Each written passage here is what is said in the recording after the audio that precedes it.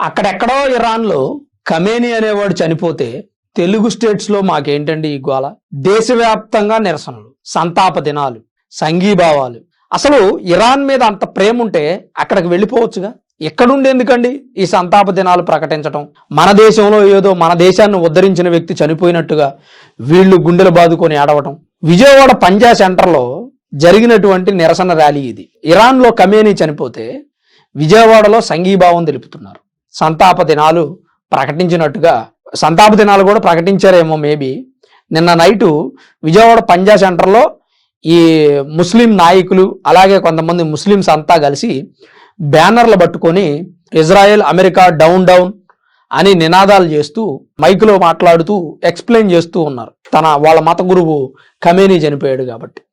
నాకు అర్థం కాని విషయం ఏంటంటే, మన దేశానికి ఖమేనీ ఏం చేశాడండి? అసలు ఏమన్నా సాయం చేశాడా? ఎప్పుడైనా భారతదేశం గురించి ఏమన్నా ప్రస్తావించాడా? భారతదేశాన్ని కనీసం పొగడటం అన్నా పొగిడాడా? భారతదేశం గురించి ఒక్క మాట కూడా మాట్లాడలేదు తన జీవితకాలంలో. ఒక మంచి మాట కూడా మాట్లాడలేదు. మరి అలాంటి వ్యక్తి గురించి భారతీయులు అనే విషయం కానీ డౌట్ వస్తుంది. భారతీయులని మనం అనుకుంటున్నాం, వాళ్ళు అనుకోవట్లేదని కొంతమంది సబ్స్క్రైబర్స్ కామెంట్ చేస్తూ ఉన్నారు. అంటే అది నేను అనట్లేదు, క్యాజువల్గా చెప్తున్నా. అంటే భారతీయులకి అసలు ఇరాన్తో ఏం సంబంధం అండి? ఎందుకు? ఇరాన్లో చనిపోయిన ఒక వ్యక్తి మత గురువు, అతను సుప్రీం లీడర్ అట. ఆడవాళ్ళని చిత్రహింసలు పెట్టారట, చాలా మందిని ఉరివేసి చంపారట. అవన్నీ నేను రీసెర్చ్ చేసే కొంది కొత్త కొత్త విషయాలు తెలుస్తూ ఉన్నాయి. హిజాబ్ ధరించకపోతే దారుణంగా అరెస్ట్ చేసి తీసుకెళ్లిపోతారంట. ఆ అమ్మాయి కనుక అందంగా ఉంటే అత్యాచారం చేస్తారట. 9 సంవత్సరాలకే పెళ్లి చేసుకోవచ్చంట. అంటే చిన్న చిన్న పిల్లలను పెళ్లి చేసుకోవచ్చట. ఆడవాళ్ళకి చదువుకునే హక్కు లేదు. ఇట్లాంటి దారుణమైనటువంటి నియమ నిబంధనలు ఇరాన్లో అనేకం ఉన్నాయి. మరి ఇరాన్ దేశాన్ని ఎందుకు సపోర్ట్ చేస్తున్నారు? ఖమేనీని ఎందుకు సపోర్ట్ చేస్తున్నారు? పైగా అతనేమైనా ప్రశాంతమైనటువంటి సాధు అంటారా? కాదు. అతను ఉగ్రవాదాన్ని ప్రోత్సహించేటువంటి వ్యక్తి, అణుబాంబులు తయారు చేస్తున్నటువంటి వ్యక్తి, క్రూయల్ మైండ్ కలిగినటువంటి వ్యక్తి. 40 మంది ఆడవాళ్ళని ఒక్కసారి ఉరేశారంటే దేనికి వేశారో తెలియదు. మతం మారనందుక లేకపోతే ఏమో గాని దాని గురించి రీసెర్చ్ చేసి నేను తర్వాత వీడియోలో చెప్తాను. ఎందుకు అలాంటి పరిస్థితి ఇరాన్లో ఉంటే ఇరాన్ని సపోర్ట్ చేస్తూ తెలుగు స్టేట్స్ లో మనకేంటండి ఈ గోల? బంగ్లాదేశ్ కి మనం ఫండ్స్ ఇస్తేనే కనీస గౌరవం ఇవ్వట్ల భారతదేశానికి. వాళ్ళు మన బడ్జెట్ లో సహా బంగ్లాదేశ్ కి ఫండ్స్ కేటాయించాం. ఒక్కసారైనా భారతదేశాన్ని గౌరవించారా అండి? హిందువుల్ని ఊచకోత కోసారు బంగ్లాదేశ్ లో. మరి అట్లాంటిది అసలు ఆ ఖమేనీ ఎవడో తెలియదు, ఆ ఇరాన్ ఎంత దూరమో తెలియదు. ఆంధ్రాలో తెలంగాణలో అతని కోసం ప్రొటెస్టులు చేస్తున్నారు, దేశవ్యాప్తంగా ప్రొటెస్టులు చేస్తున్నారు. ఇంకా ఆశ్చర్యకరమైన విషయం ఏంటంటే అతను మన దేశానికి చేసినటువంటి ఒక్క నయా పైసా సేవ లేదండి. ఎందుకు అంతగానో మీరు అతని గురించి చించుకుంటున్నారు? ఒక ఆమె అయితే నాకు పర్మిషన్ ఇవ్వండి, నేను వెళ్ళి ట్రంప్ని నెతన్యాహుని చంపేస్తా అంటుంది. 20 సంవత్సరాల నుంచి యుద్ధం యుద్ధం యుద్ధం అన్నటువంటి ఖమేనీయే 2 గంటలు కూడా పట్ల 15 నిమిషాల్లో ఫినిష్ అయిపోయాడు అమెరికా ఇజ్రాయెల్ దెబ్బకి. 15 నిమిషాలు అతని ఇంటి మీద శాటిలైట్ల ద్వారా అతను ఎక్కడున్నాడు అనేటువంటి మ్యాపింగ్ చేసి కరెక్ట్గా కొట్టారంట బాంబు. దెబ్బ కొడితే కథం. మరి అలాంటిది ఇక్కడ వీళ్ళు వెళ్ళి నెతన్యాహుని చంపేస్తాను, ట్రంప్ని చంపేస్తాను అని ప్రగల్భాలు పలుకుతున్నారు. దేనికది? మతాభిమానం ఉంటే ఇరాన్ వెళ్ళిపోండి, ఇరాన్ పౌరసత్వం తీసుకోండి. విజయవాడలో చేస్తున్న వాళ్ళు కానీ, హైదరాబాద్లో చేస్తున్న వాళ్ళు కానీ, కర్ణాటక, ఉత్తరప్రదేశ్, పశ్చిమ బెంగాల్, అస్సాం, బీహార్, ఒరిస్సా, ఎనీ స్టేట్ ఇరాన్కి సపోర్ట్గా మాట్లాడే వ్యక్తులు వెళ్ళిపోండి. ప్రశాంతంగా వెళ్ళిపోయి ఇరాన్ పౌరసత్వం తీసుకొని ఖమేనీ భజనలు చేసుకోండి, ఇరాన్ భజనలు చేసుకోండి, మాకేం ఇబ్బంది లేదు. కానీ ఎక్కడుండి మా దేశానికి కాకుండా వేరే దేశానికి సపోర్ట్ చేస్తే మేము భరించలేమండి. ఎందుకు? అది మా వీక్నెస్, మా వల్ల కాదు అసలు. ఎందుకంటే ఈ దేశంలో ఉన్న ప్రతి పౌరుడు ఈ దేశ భక్తుడిగా ఉండాలనుకుంటాం మేము. కనీసం ఈ దేశానికి గౌరవం ఇవ్వాలనుకుంటాం. వేరే కంట్రీస్ వాళ్ళు వస్తారండి, మన దేశంలో ఉంటారు, ఉద్యోగాల కోసమో ఉపాధి కోసమో వచ్చి ఉండి వాళ్ళ పనేంటో వాళ్ళు చూసుకొని కాముగా వెళ్ళిపోతారు.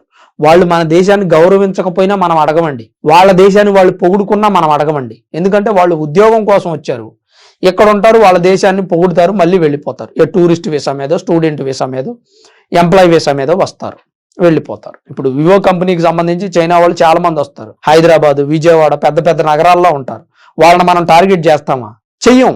ఎందుకంటే వాళ్ళు టెంపరరీ, ఈ దేశ పౌరసత్వం తీసుకోవాలా. కానీ ఈ దేశ పౌరసత్వం తీసుకున్నటువంటి కొంతమంది షియా ముస్లింస్ ఇరాన్ని సపోర్ట్ చేస్తే ఎలా ఉంటుందండి? ఇప్పుడు మన ఇంట్లో ఉండి మన ఇంట్లో తిని మనతో పాటే ఉండే ఒక వ్యక్తి ఎదుటింటి వాడిని సపోర్ట్ చేస్తుంటేనే మనం భరించలేము. ఎక్కడ దాకా ఎందుకండి? మన ఇంట్లో కూర బాగాలేదు, పక్కింటి వాళ్ళు చేసిన కూర బాగుందంటే మన పెళ్ళామే సర్టిఫికెట్ నెత్తురు కొడుతుంది. మరి అట్లాంటిది మన దేశంలో ఉండి ఇంకో దేశాన్ని సపోర్ట్ చేస్తుంటే మనం ఏ మెట్టుతో కొట్టాలండి? అసలు ఆలోచించండి ప్రాక్టికల్గా. మన దేశంలో ఉండి వేరే దేశాన్ని సపోర్ట్ చేస్తుంటే ఏ మెట్టుతో కొట్టాలి? ఇది మాట్లాడుకోవడానికి ఒకవేళ సరదాగా ఉన్నది, ఇది చాలా ప్రమాదకరమైనటువంటి అంశం, దేశానికి ప్రమాదం పొంచి ఉన్నటువంటి అంశం. దేశద్రోహులు ఇలాంటి కొన్ని అంశాల నుంచి పుట్టుకొస్తూ ఉంటారు. కొంతమందికి బాధ అవుద్ది నేను మాట్లాడే మాట. అఫ్ కోర్స్ గుచ్చుకుంటే గుచ్చుకోవచ్చు, గుచ్చుకున్నా no problem, I don't care. కాకపోతే దేశ భక్తులుగా ఉండండి. అంబేద్కర్ చెప్పినట్టు ఈ దేశంలో ఉన్న చివరి ముస్లిం పాకిస్తాన్ వెళ్లే వరకు, పాకిస్తాన్ లో ఉన్న చివరి హిందూ ఇండియాకి వచ్చే వరకు విభజన జరిగినట్టు కాదు అన్నాడు. నిజంగా అదే జరుగుతాం. ఈ దేశంలో ఉన్నటువంటి ముస్లింస్ చాలా మంది వాళ్ళకి సపోర్ట్ చేస్తున్నారు. చాలా ప్రమాదం అండి అది, దేశ ఉనికికే ప్రమాదం. ఎందుకు ఇలాంటి ఒక సంస్కృతిని అలవరుచుకున్నారు? వేరే దేశాల్లో మీరుండి, ఎగ్జాంపుల్ బంగ్లాదేశ్, పాకిస్తాన్, ఆఫ్ఘనిస్తాన్ ఇంకా ఏదైనా దేశాల్లో ఉన్నటువంటి హిందువులు భారతదేశాన్ని కనుక సపోర్ట్ చేస్తే వాళ్ళ పరిస్థితి ఏంటి? పీకలు కోసేస్తారు. పాకిస్తాన్ లో భారతదేశ జెండా ఎగరేయమనండి, బంగ్లాదేశ్ లో ఎగరేయమనండి. జెండా ఎగరేయడం దాకా ఎందుకండి? దేవుళ్ళందరూ ఒక్కటే అన్నందుకు దీపు చంద్రదాస్ని కొన ఊపిరితో సజీవ దహనం చేశారండి. ఎంత దారుణం అండి అది. ఇలాంటి దారుణాలు భారత్ లో జరుగుతాయా?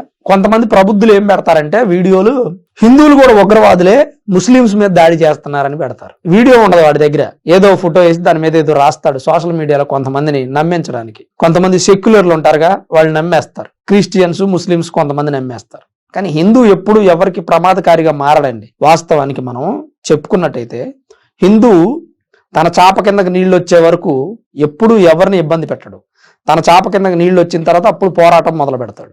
వీలైతే గెలుస్తాడు, లేదా చచ్చిపోతాడు. గతంలో కూడా అదే జరిగింది. అందుకే దురాక్రమణదారులు భారతదేశాన్ని ఆక్రమించారు. మొఘల్ చక్రవర్తులు రాకముందు ఈ దేశంలో ముస్లింస్ ఎక్కడ ఉన్నారండి? బ్రిటిష్ వాళ్ళు రాకముందు ఈ దేశంలో క్రిస్టియన్స్ ఎక్కడ ఉన్నారండి? ఉన్న మొత్తం హిందువులు కాదా? చాలా మంది ముస్లింస్, క్రిస్టియన్స్ కి ఆ విషయం తెలుసు, చెబుతారు ఇప్పటికీ ఓపెన్ గా. నిజంగా వాళ్ళకి సెల్యూట్. కానీ మిగిలిన వాళ్ళు చెప్పరండి. చెప్పండి కాక తన మూలాలు అయినటువంటి హిందూ మతాన్ని అవహేళన చేస్తూ ఉంటారు. సో ఇక్కడ నేను చెప్పేది ఏంటంటే, విజయవాడలో ఉన్నటువంటి పంజా సెంటర్ ఒక మారుమూల ప్రాంతంలోనే అంతమంది ముస్లిమ్స్ కలిసి నిరసనలు తెలియజేస్తూ సంతాపాలు తెలియజేస్తున్నారంటే పెద్ద పెద్ద సిటీస్ లో ఏ రకంగా జరుగుద్ది ఒకసారి ఆలోచించండి. విజయవాడ, హైదరాబాదు, ఉత్తరప్రదేశ్, బెంగాల్, కర్ణాటక స్టేట్ కి ఒక నగరాన్ని టార్గెట్ గా చేసుకున్నారు. వాళ్ళ ఆలోచనలు ఏంటి, వాళ్ళు ఏం చేస్తున్నారు, ఎక్కడి వరకు వెళుతున్నారు, ఈ విషయాన్ని ఎందుకు అంత సీరియస్ గా తీసుకున్నారనే అంశం మీద ప్రభుత్వాలు ఖచ్చితంగా దృష్టి పెట్టాలి. వాళ్ళ మీద పగతో కాదండి. నేను ముస్లిం సోదరులందరినీ అవమానించట్లేదు, అందరినీ అనడం లేదు, కొంతమందిని గురించి మాత్రమే మాట్లాడుతున్నా. హైదరాబాద్ మహానగరంలో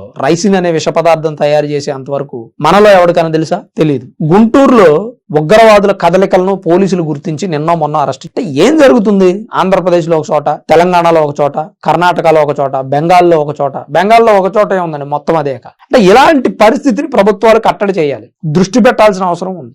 దేశానికి వ్యతిరేకంగా లేచిన దగ్గర నుంచి సోషల్ మీడియాలో పోస్టులు పెడుతున్నటువంటి ఎఫ్బి, ఇన్స్టాగ్రామ్ పేజీల్ని పోలీసులు ఖచ్చితంగా గమనించాల్సిన అవసరం ఉంది. అప్పుడు మాత్రమే దేశానికి జరగబోయే ప్రమాదాన్ని కంట్రోల్ చేయొచ్చు. ఎక్కడి నుంచే మొదలవుతుంది. ఇదే వాళ్ళకి కేంద్ర బిందువు, ఇదే వాళ్ళకి స్టార్టింగ్ పాయింట్. ఈ స్టార్టింగ్ పాయింట్ నుంచి సోషల్ మీడియాలో మొదలైనటువంటి ఉద్యమం అనేక రకాల అంశాలకు దారితీస్తుంది. ఈ ఫేస్బుక్ పేజీల్లో కనెక్ట్ అయినటువంటి వ్యక్తులను కూడా చెక్ చేయాల్సిన అవసరం ఉంది. అంటే ఇంత చిన్నది కాదు, పెద్ద ఆపరేషన్ అది, చాలా టైం పడుతుంది. పోలీసులు దృష్టి పెట్టాలనేది నా అభిప్రాయం. నిజంగా తెలుగు స్టేట్స్ లో కనుక వాళ్ళ కోసం ప్రొటెస్టులు చేసే ఉద్దేశం ఉంటే వెళ్ళిపోండి, అవసరం లేదు. ఇక్కడ మాకేంటి ఈ గోళ? మా చుట్టుపక్కల ఉండి మేము తిరుగుతున్నటువంటి ప్రాంతాల్లో మీరు ప్రొటెస్టులు చేస్తూ ఉంటారు, మాకేం బాధ అనిపిస్తూ ఉంటది. అరే మన దేశంలో ఉన్నారు, మన దేశంలో ఎవరైనా గొప్ప నాయకుడు చనిపోతే ఒక్కడు కూడా చేయడు. రతన్ టాటా గారు చనిపోయారండి, ఏం చేశారండి? ఎన్ని సంతాప దినాలు ప్రకటించారండి? ప్రభుత్వానికైనా బుద్ధి లేదు కదండి. రతన్ టాటా గారు చనిపోతే సంతాప దినాలు ప్రకటించారా? ఏ స్కూల్కి ఆయన సెలవు ఇచ్చారా? లేదా ఆయన కోసం సంస్మరణ దినాలు ఏమైనా చేశారా? ఆయన కోసం ఏదైనా విగ్రహాలు నిర్మించారా? లేకపోతే ఆయన కోసం ఎవరైనా సంఘీభావం తెలిపారా? ర్యాలీలు చేశారా? తన ఆదాయంలో 60% ప్రజల కోసం ఖర్చు పెట్టాడండి. ఎన్నో ట్రస్టుల ద్వారా సేవా కార్యక్రమాలు చేశాడు. ఎంతమంది చిన్నపిల్లలను బ్రతికించాడండి. అలాంటి వ్యక్తి కోసం మన దేశంలో ఒక్కడు కూడా సంఘీభావం తెలపల. నా వంతు బాధ్యతగా నేను మీడియాలో ఉన్నా కాబట్టి ఆయన గురించి అనేక వీడియోలు చేసి ఆయన గొప్పతనాన్ని ఏదో నాకున్నటువంటి సబ్స్క్రైబర్స్ కి చెప్పే ప్రయత్నం చేశా. మీ వంతు బాధ్యతగా మీరు ఎంతమంది చేశారు రతన్ టాటా గారి గురించి కామెంట్ చేయండి. అలానే మన దేశానికి సేవ చేస్తున్నటువంటి వ్యక్తులను మనం ఖచ్చితంగా గుర్తించాలి. వాళ్ళ కోసం అవసరమైతే సంతాప దినాలు ప్రకటించి ఒకరోజు సెలవు తీసుకొని మౌనం పాటించినా తప్పులేదండి. కానీ ఇరాన్ లో ఉన్నటువంటి ఒక సుప్రీం లీడరు ప్రజల్ని పీడించి పిప్పి చేసి వాళ్ళ రక్తం దాగి ఆడవాళ్ళని చిత్రహింసలు చేసినటువంటి వ్యక్తి, ఉగ్రవాదాన్ని పెంచి పోషిస్తున్న వ్యక్తి, అణ్వాయుధాలు తయారు చేసి అభివృద్ధి చెందిన దేశాల మీద విసరాలని ప్రయత్నం చేస్తున్న వ్యక్తి, అలాంటి వ్యక్తికి సంఘీభావం తెలపటం ఏంటండి, సంతాపం తెలియజేయడం ఏంటి? అది కూడా తెలుగు స్టేట్స్ లో మారుమూల ప్రాంతాల్లో కూడా జరుగుతుంటే ఏం చేస్తుంది ప్రభుత్వం? ప్రభుత్వం ఓటు బ్యాంక్ రాజకీయాలు చేస్తుందా? ప్రభుత్వాలు కూడా కట్టడి చేయాలండి. మనం ఎంతవరకు వేరే స్టేట్స్ వాళ్ళు వచ్చి మన స్టేట్ లో ఉంటే మన స్టేట్ డెవలప్ అయింది, మన ముఖ్యమంత్రికి పేరు వస్తుంది అని అనుకుంటే రాంగ్ అండి. అది మన స్టేట్ లో పేరు రావడం అట్టుంచితే మన దేశాన్ని ఆగం చేస్తుంది. పశ్చిమ బెంగాల్లో ప్రవేశించినటువంటి ఇన్ఫిల్ట్రేటర్స్ అందరూ వేరే వేరే స్టేట్స్ మొత్తం స్ప్రెడ్ అవట్లేదా? ఇండియా మొత్తం పాకిపోలేదా పశ్చిమ బెంగాల్ నుంచి చొరబడి? అలాంటి పరిస్థితి తీసుకురాకూడదండి, దేశానికి ప్రమాదం ఏర్పడుతుంది. నా ఆవేదన అంతా ఏంటంటే ఈ దేశంలో ఉన్న ప్రతి ఒక్కడు ఈ దేశానికి విధేయుడిగా ఉండండి, అంతకు మించి ఏం కోరం. కొంతమంది క్రిస్టియన్స్ ఈ మధ్యకాలంలో చూశాను నేను, దేశాన్ని 2 ముక్కలుగా విడగొట్టి మాకు ఇచ్చేయండి అంటున్నారు. ఎవడబ్బా సొత్తండి దేశాన్ని 2 ముక్కలుగా విడగొట్టడానికి? అఖండ భారతదేశాన్ని ఇప్పుడు విడగొట్టారు, సరిపోలేదా? మళ్ళీ క్రిస్టియన్ దేశంగా మళ్ళీ ఒక ముక్క విడగొట్టాలా? మీకు అంతగా ఉండటం ఇష్టం లేకపోతే క్రిస్టియన్ దేశాలకు వెళ్ళిపోండి. క్రిస్టియన్స్ సపోర్ట్ చేసేవాళ్ళు ఉంటే ఎటువంటి ప్రార్థనలు చేసుకోండి, మాకేం ఇబ్బంది లేదు. ముస్లింస్ కు అంత ఇష్టం లేదు, ముస్లిం దేశాలకు వెళ్ళిపోండి, మమ్మల్ని మాత్రం ఇబ్బంది పెట్టొద్దండి. ఇది నా ఒక్కడ ఆలోచన కాదండి, ఈ వీడియో చూస్తున్న ఎంతో మంది ఆలోచన. నాతో మాట్లాడేటువంటి నా ఫాలోవర్స్ కానీ లేదా నాతో మాట్లాడేటువంటి నా వెల్ విషర్స్ కూడా అందరూ వారి అభిప్రాయాన్ని తెలియజేశారు. ఈ దేశంలో ప్రశాంతంగా ఉండి సేవ చేస్తూ చదువు చెబుతూ సేవా కార్యక్రమాలు చేసేటువంటి క్రిస్టియన్ మిషనరీస్ వల్ల ఏమి నష్టం లేదండి. స్వాతంత్రం రావడానికి ముందు నుంచి బ్రిటిష్ వాళ్ళు వచ్చినప్పటి నుంచి క్రిస్టియన్ మిషనరీలు ఉన్నాయి. ఈ 70-80 సంవత్సరాల్లో రానటువంటి క్రైస్తవ వ్యతిరేకం ఇప్పుడు ఎందుకు వచ్చిందండి? దొంగ పాస్టర్లు తయారయ్యారు, ఫేకులు తయారయ్యారు, కేవలం డబ్బులు దండుకోవడానికి సిద్ధమయ్యారు వీళ్ళు. అప్పట్లో ఉన్నటువంటి క్రైస్తవ మిషనరీలు ఎప్పుడూ సేవ చేసేవండి. ఎవరో ఒకటి అర నచ్చితే క్రైస్తవ మతంలోకి వెళ్ళేవారు. డివోర్స్ తీసుకున్న వాళ్ళు, విడో మహిళలు, జీవితం మీద వైరాగ్యం చెందిన వ్యక్తులు క్రైస్తవ మతంలోకి వెళ్లిపోయి ఆ ప్రభు సన్నిధిలో ఉంటూ ప్రభువు అనుసరించినటువంటి మంచి మార్గాన్ని ప్రజలకు చెప్పేవాళ్ళండి. ఇవాళ ఆ పరిస్థితి ఉందా సార్? ఎవడైనా గమనించండి మేడం, ఇవాళ ఆ పరిస్థితి ఉందా? ఎందుకు క్రైస్తవుల్ని అంతలా వ్యతిరేకిస్తున్నారు అంటే నిజమైనటువంటి సేవ చేసే క్రైస్తవ మిషనరీలు లేవండి. ఈరోజు అంతా డబ్బులండి, అంతా వ్యాపారం. ఒక చోట కొబ్బరి నూనె ప్యాకెట్ లేదా కొబ్బరి నూనె డబ్బా అంట ప్రేయర్ చేసిస్తే 100 రూపాయలు అంట, ఒక బుక్ 150 రూపాయలు అంట. ఏంటండి ఈ అరాచకం? 10 రూపాయలు పారాచూట్ కొబ్బరి నూనె డబ్బా లేదా 20 రూపాయలు, 100 రూపాయలు దండుకుంటున్నారండి. దానికి దోపిడీ అండి. ఇవాళ సైకిల్ మీద వచ్చిన పాస్టర్ రేపు బైక్ మీద వస్తున్నాడు, సంవత్సరం తిరక్క ముందు కారు మీద వస్తున్నాడు. తన సంఘంలో ఉన్నటువంటి అమాయక ప్రజల దగ్గర డబ్బులు తీసుకోలేదండి. మరి క్రైస్తవ మిషనరీలు ఒకప్పుడు మన దేశంలో ఉన్నాయి, అవి ఇప్పటికీ కూడా పాడుబడిన గోడలతోనే ఉన్నాయి. ఎందుకున్నాయండి? వాళ్ళు నిజంగా సేవ చేస్తున్నారు ప్రజలకి, వాళ్ళు నిజంగా సేవ చేస్తున్నారు ప్రజలకి, డబ్బులు దండుకోలేదండి. ఒకవేళ వాళ్ళకి ఫారిన్ కంట్రీస్ నుంచి ఏవైనా ఫండ్స్ వస్తే కూడా అవి కూడా పేద ప్రజలకు ఖర్చు పెట్టారు.